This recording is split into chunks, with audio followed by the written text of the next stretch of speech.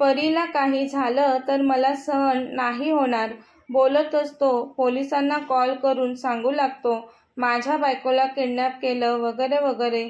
त्याच्या तोंडून माझी बायको ऐकून चार्ली पाहतच राहतो राघवकडे. वरून फणसासारखा काटेरी स्वभावाचा दिसणारा तो आतून फणसासारखाच गोड सॉफ्ट मनाचा होता. चार्लीला माहीत होतं हे आणि त्याला हेही माहीत होतं तो खूप प्रेम करत होता परीवर, पण समोरच्याला तसं दाखवत नव्हता कधीच तो. चार्ली राघवला धीर देत बोलतो, राघव काही होणार नाही वहिनींना. राघव तू प्रेम करू लागलास वहिनींवर? तो हो, मी खूप प्रेम करतो तिच्यावर चार्ली. मी तिला कधीच डिव्होर्स नाही देणार. ज्याने कोणी परीला किडनॅप केलं असेल त्याचं मी काय करेल ना ते मलाही नाही माहीत. सोडणार नाही त्याला मी, तो रागात मुठी आवळत बोलला. राघवचं हे बोलणं ऐकून चार्ली मात्र खूप खुश झालेला असतो. रिलॅक्स राघव, मिळतील वहिनी, नको काळजी करूस, तो त्याच्या पाठीवर हलकं टॅप करत बोलतो. राघव पुन्हा त्याच्या गळ्यात पडतो. आजपर्यंत राघव असं कधीच वागला नव्हता, पण परीच्या विचाराने तिच्या काळजीने तो जोरजोरात रडला. चार्ली खूप मोठी चूक केली मी परीच्या बाबतीत, चुकलो मी, तिचा कधी विचारच नाही केला.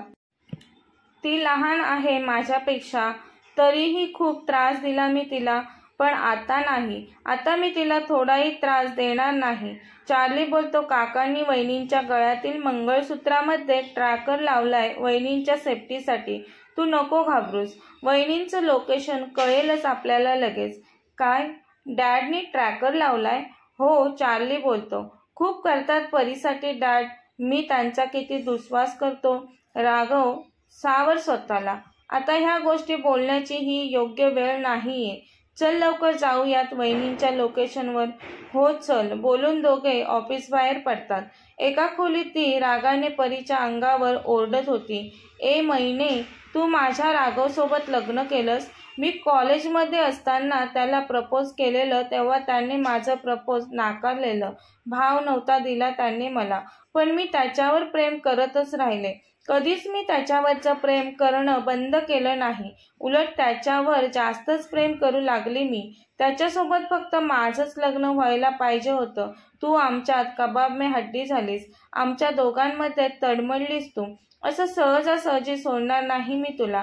बघ तुझी काय अवस्था करते. मी तुझी केलेली अवस्था पाहून माझ्या राघवसोबत लग्न करायला कोणीच धजवणार नाही, मग तो फक्त माझाच राघव राहील. बोलून ती कुत्सितपणे मोठ्याने हसू लागते. परी खूप घाबरलेली, तिच्या तोंडावर पट्टी बांधलेली असते, ती काही बोलूही शकत नव्हती. खूप रडू येत होतं तिला, रडून रडून डोळे सुजलेले, रक्तासारखे लाल झालेले. ए दाम्या, हिला माझ्या परवानगीशिवाय पाणीसुद्धा देऊ नकोस. अशीच उपाशी तडपडून मरू द्या हिला.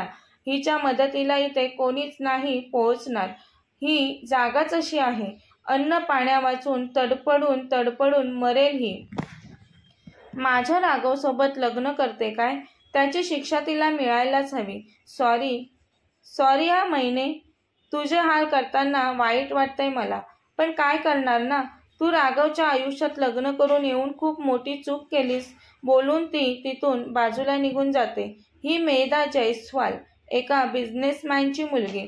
कॉलेजच्या पहिल्याच दिवशी तिने राघवला पाहिलं आणि तिचं राघववर प्रेम जडलं.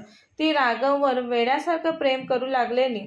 त्याच्या प्रेमात काहीही करण्याची तयारी होती तिची, पण ती त्याच्यावर एकतर्फी प्रेम करत होती. राघवने कधीच तिला भाव नव्हता दिला, तरी तिने त्याला कॉलेजच्या लास्ट इयरला प्रपोज केलेलं. तिने त्याच्यासमोर पकडलेलं लाल गुलाबाचं फूल राघवने त्याच्या शूज खाली चुरडून तो पुढे निघून गेलेला. तो माझ्यावर प्रेम करत नाही या गोष्टीचं टेन्शन घेऊन ती डिप्रेशनमध्ये गेलेली. त्यामुळे तिच्या वडिलांनी तिला कॅनडामध्ये पुढील शिक्षणासाठी पाठवलेलं, पण ती तिचं शिक्षण पूर्ण करून इंडियात परतली होती. आता कॅनडात असताना ती राघवविषयी मिनिटाची इन्फॉर्मेशन काढत होती. आता त्याला प्रत्यक्ष पाहायचं म्हणून ती त्याच्या बंगल्याबाहेर त्याची झलक पाहण्यासाठी तिथेच आडोशाला लपून बसलेली. सकाळी नेहासोबत परीला पाहून ती समजली यांच्या घरातील ही नवीन मेंबर म्हणजे नक्कीच राघवची बायको असेल. ती त्या दोघींचा पाठलाग करत कॉलेजपर्यंत पोहोचलेली. आणि तेव्हाच तिने कॉल करून काही गुंडांना कॉलेजबाहेर बोलवून घेतलं. परीला किडनॅप केलं. काही वेळानंतर ते 2 गुंड दारू पिऊन झोपतात.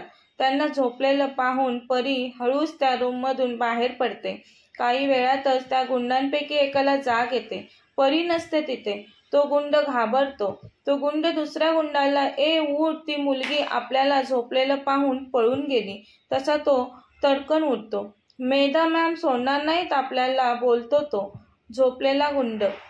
ते दोघेही परीचा शोध घेऊ लागतात. परी जवळपास तिथेच एका झाडामागे लपून बसलेली असते. ते दोघे जरी झोपलेले असले तरी ती सायको मेधा परीच्या प्रत्येक हालचालींवर लक्ष ठेवून होती. ती परीच्या मागून परीला स्पर्श करते तशी परी दचकून मागे पाहते. तिच्यासमोर मेधा असते तशी परी खूप घाबरते. मेधा परीच्या जोरात सणसणीत कानाखाली ठेवून देते. परी पडते जमिनीवर. परीच्या नाकातून रक्त येऊ लागतं. मेधा बोलते, "राघवसोबत लग्न करून पहिली चूक केलीस आणि आता पळून जाऊन दुसरी चूक करतेस. तिसरी चूक केलीस ना तर तुला जगण्यालायक ठेवणार नाही." मेधाच्या हातात परीची लांबसडक वेणी येते. तशी ती तिच्या वेणीला पकडून तिला ओढत पुन्हा तिला किडनॅप केलेल्या त्या बंद खोलीत घेऊन जाते. राघव आणि चार्ली परीचं लोकेशन ट्रेस करत एका सुनसान जागी पोहोचतात.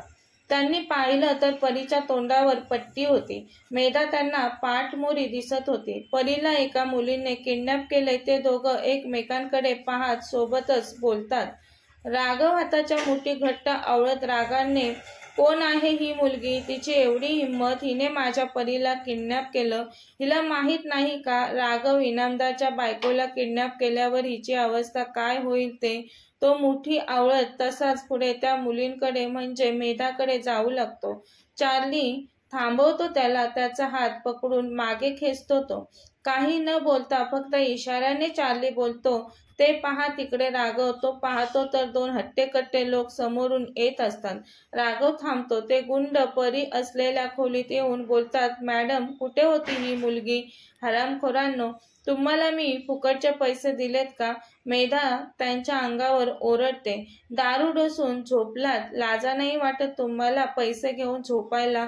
तुम्ही झोपलात ते पाहून ही मैना पळून जात होती. आता नीट लक्ष ठेवा, नाही तर सोडणार नाही तुम्हाला मी." बोलून मेधा वळते. तसा राघव तोंडात पुटपुटतो, "मेधा जयस्वाल." लगेच ओळखतो तो तिला. त्याच्या लक्षात येतं हिने परीला का किडनॅप केलं असेल ते. ती काहीतरी विचार करून पुन्हा परीजवळ जाते. परीच्या तोंडावरची पट्टी काढते. "ए मैने, तुला एका अटीवर मी सोडेल. इथून पळून जाण्याची गरज लागणार नाही तुला. माझ्या राघवच्या आयुष्यातून कायमचं निघून जावं लागेल तुला. मान्य आहे का? हा सगळा काय प्रकार आहे? तिला इथे का आणलं? हे लोक कोण आहेत?" काहीच कळत नव्हतं परीला. पण आता तिच्या लक्षात येतं मेधाने तिला का किडनॅप केलंय ते. ती बोलते मेधाला, "मला किडनॅप करून तू खूप मोठी चूक केलीस. माझे राघव नक्कीच मला शोधत येतील. ते तुला सोडणार नाहीत." मेधा मोठ्याने क्रूर हसत पुन्हा कठोर चेहरा करत, "ए मैने, मी सांगितलं ना तुला, राघव फक्त माझा आहे. राघव तुझा कधीच नाही होणार." "माझे राघव." बोलणं बंद कर. ती परीजवळ जाऊन परीचे केस ओढते. तशी परी कळवळते. तरी ती होणाऱ्या वेदनेकडे दुर्लक्ष करत उपहासात्मक हसत म्हणाली, "वाट बघ." परीच्या तसं बोलल्याने मेधाला भयंकर राग येतो. "तुला बोलली होती ना, मी तिसरी चूक करू नकोस. तयार राहा आता चुकीची शिक्षा भोगायला." मेधा त्या 2 गुंडांना काहीतरी इशारा करते. तशी ते गुंड अश्लील एक्सप्रेशन देत परीजवळ एक एक पाऊल टाकत येतात. ते पाहून परी खूप घाबरली. हे पहा, पुढे येऊ नका. थांबा तिथेच. मी राघव इनामदार यांची बायको आहे. तुम्ही मला किडनॅप करून त्रास दिलात ही गोष्ट त्यांना कळल्यावर ते तुमचे खूप बेकार हाल करतील. माझ्याजवळ येऊ नका. मला स्पर्शही करायचा नाही. जाऊ द्यात मला इथून. मी तुमच्या बहिणीसारखी आहे." मेधा क्रूर हसत बोलते, "राघवची बायको बनून राहण्याच्या लायक सोडणार नाहीत हे दोघे तुला. यांना नाती कळत नाहीत. त्यांना कळतो तो फक्त पैसा आणि तो मी त्यांना दिलाय. मी म्हणेल तेच करतील ते, माझ्याच इशाऱ्यावर नाचतील ते आता, वाट लावतील ते हे दोघे तुझी, राघवची बायको तर मीच बनणार असं बोलून ती जाऊ लागते तिथून. तसा राघव आणि चार्ली तिच्या समोर येतात. त्यांना पाहून तुम्ही दोघे, मेधा घाबरतच बोलते. ते दोघे गुंडही पाहतात चार्ली आणि राघवला तिथे आलेलं. त्यांना नव्हतं वाटलं या ठिकाणी राघव पोहोचेल तेही एवढ्या लवकर. ते गुंड पळून जाऊ लागतात. पोलीसही आलेले असतात तिथे. ते त्या दोन गुंडांना पकडतात. परी राघवजवळ धावत येते. त्याच्याजवळ येऊन 2 पावलं त्याच्याकडे पाहत थांबते. डोळ्यातून अश्रू वाहत असतात. चेहरा पार उतरलेला तिचा. घाबरलेली असते खूप. वेणीतून खूप सारे केस बाहेर आलेले. तिला तसं पाहून त्याला मेधाचा भयंकर राग येतो.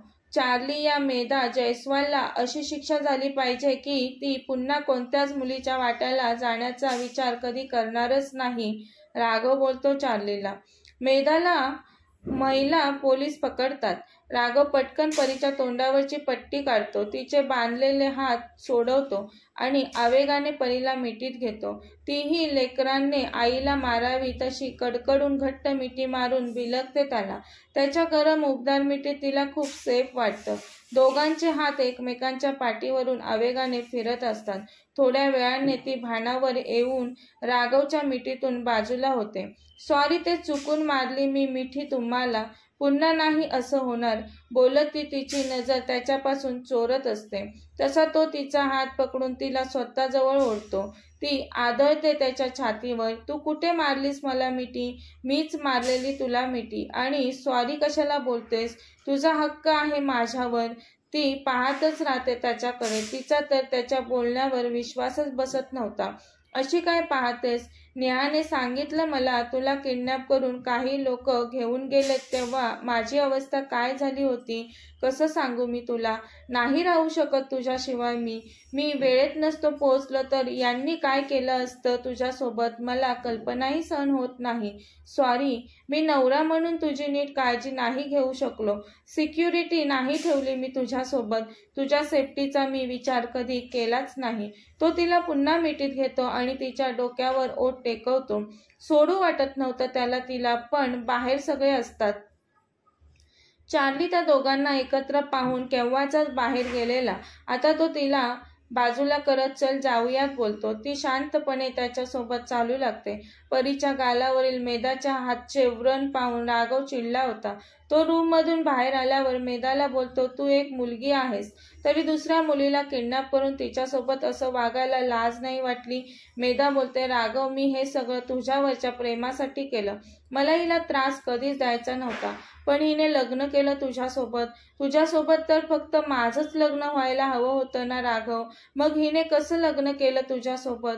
मी तुझी बायको व्हायला हवी होती ना. ही कशी झाली तुझी बायको? प्लीज राघव, हिला सोडून दे. माझ्यासोबत लग्न कर. मेधा हात जोडून म्हणाली, आय लव्ह यू राघव. खरंच मी खूप प्रेम करते तुझ्यावर. माझं प्रपोज तू नाकारलंस आणि ह्या फडतूस मुलीसोबत तू लग्न केलंस. काय पाहिलंस तू हिच्यात? तसा राघव मेधाच्या कानाखाली द्यायला हात उचलतो. सनसनी ठेवून देणारच असतो तो मेधाच्या, तर परी पटकन त्याचा हात पकडते. इशाऱ्याने मान हलवून नाही नको बोलते ती. तसा तो परीकडे पाहून त्याचा हात मागे घेतो. आता मेधाकडे पाहत बोलतो, फडतूस कोणाला म्हणतेस ग तू? परी, राघव इनामदार आहे हिच्या मागे माझं नाव लागलं हे विसरू नकोस. मेधा राघवला मिठी मारण्याचा प्रयत्न करत त्याच्याजवळ येते. Raghav, I really love you. मी काही नाही बोलणार या मुलीला. तुझी शपथ, मी काहीच करणारही नाही हिला. प्रॉमिस करते मी तुला. पण तू सोडून दे ना हिला आणि माझ्यासोबत लग्न कर. मी माझ्या आयुष्यात एकच स्वप्न पाहिलंय, तुझी बायको होण्याचं. प्लीज यू कॅन अंडरस्टँड मी राघव. राघव मेधाला स्वतःपासून दूर ढकलतो. दूर हो माझ्यापासून. माझं फक्त माझ्या बायकोवरच प्रेम आहे. तो परीचा हात घट्ट पकडून निघून जाऊ लागतो. मेधा मागून ओरडत असते, राघव, तू फक्त माझा आहेस. असं कसं दुसऱ्या कोणावर प्रेम करू शकतोस तू? थांब राघव, प्लीज मला सोडून जाऊ नकोस. चार्ली मेधाजवळ जाऊन बोलतो, मेधा, गेला तो. राघवने कॉलेजमध्ये तुला सांगितलेलं तू त्याला आवडत नाहीस ते, मग कशासाठी करत आहेस एवढा अट्टहास? तू तुझ्या नाजूक गळ्याला ताण देऊ नकोस, कारण त्याचा काहीही फायदा होणार नाही. मेधा रागाने बोलते. Stop Charlie. राघव खूप प्रेम करतो त्याच्या बायकोवर. मेधा. चार्ली बोलतो मेधाला. ते ऐकून ती तिच्या कानावर हात ठेवते. सहन नाही होत तिला. तिचा राघव दुसऱ्या कोणावर तरी प्रेम करत होता ते. चार्ली बोलतो. खूप चुकीचं केलंस तू मेधा. काय बिघडवलेलं वहिनीने तुझं? तुझं प्रपोज नाकारण्याचा निर्णय स्वतः राघवचा होता. तू वहिनींना टार्गेट केलंस, त्यांना किडनॅप करून या खोलीत डांबून ठेवलंस. खूप चुकीचं केलंस तू.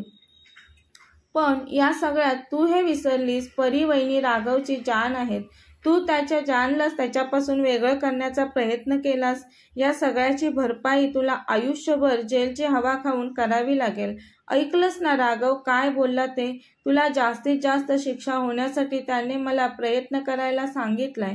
सोडणार नाही तो तुला. नो. ती मोठ्याने. राघव तू माझ्याशी असं नाही वागू शकत. अगं गेला तो त्याच्या बायकोसोबत. तू मंद आहेस का जरा? मागून काय ओरडतेस? चार्ली बोलतो मेधाला. पोलीस मेधाला घेऊन निघून जातात. चार्ली कारमध्ये बसतो. चार्ली आल्यावर राघव कार स्टार्ट करतो. ते तिघेही बंगल्यात येतात. नेहाने शालिनी यांना सांगितलेलं परीला किडनॅप केलंय ते. शालिनी परीच्या अतिशय काळजीत असतात. परीला आलेलं पाहून शालिनी धावत परीजवळ जाऊन परीला मिठीत घेतात. नेहाही जाते वहिनीजवळ. ए वहिनी, तू ठीक आहेस ना? हो मी ठीक आहे. यांनी मला त्या मुलीच्या तावडीतून सोडवलं. काय? तुला एका मुलीने किडनॅप केलेलं? नेहा विचारते. परी हो बोलते. अगं वहिनी, तुझा गाल एवढा लाल का झालाय? शालिनी पाहतात परीच्या गालावरील व्रण. त्या मुलीने मारलं तुला परी? तसं परीच्या डोळ्यातून टचकन पाणी गालावर तरळलं. शालिनी बोलतात. राघव सोडू नकोस त्या मुलीला. माझ्या परीला एवढं जोरात मारलं त्या मुलीने? काय बिघडवलं होतं परीने तिचं? चार्ली बोलतो. काकी तिला पोलीस घेऊन गेलेत, करतील तिला योग्य ती शिक्षा. शालिनी काळजीने विचारतात. परी आणखी कुठे लागले का बाळा तुला? राघव बोलतो. ती ओके आहे, तिला काही नाही झालं, थकली आहे ती. असं वाटेत बोलत राहणार आहात का तुम्ही? आता आराम करू द्या तिला, नंतर बोला तुम्ही. हो हो जा परी बाळा तुमच्या रूममध्ये. शालिनी परीला बोलतात. आराम कर जाऊन. तो बोलून निघून गेलेला बेडरूममध्ये परी शालिनी समोर हो मध्ये मान हलवत येते त्याच्या मागून. शालिनी यांना खूप बरं वाटतं. राघव परीची काळजी करत असतो ते पाहून. तिला आलेलं पाहून तो तिच्याकडे काळजीने एकटक पाहत असतो. ती पाहते त्याला समोर. ती त्याच्यावरची तिची नजर चोरत फ्रेश होण्यासाठी जाते. आता कथेचा पुढील भाग पाहण्यासाठी चॅनलला सबस्क्राईब करा. कथा आवडल्यास लाईक, शेअर आणि कमेंट करायला विसरू नका. कथेचे यापूर्वीचे सर्व एपिसोड प्लेलिस्टमध्ये सेव्ह आहेत. पाहिले नसतील तर कृपया पहा. धन्यवाद.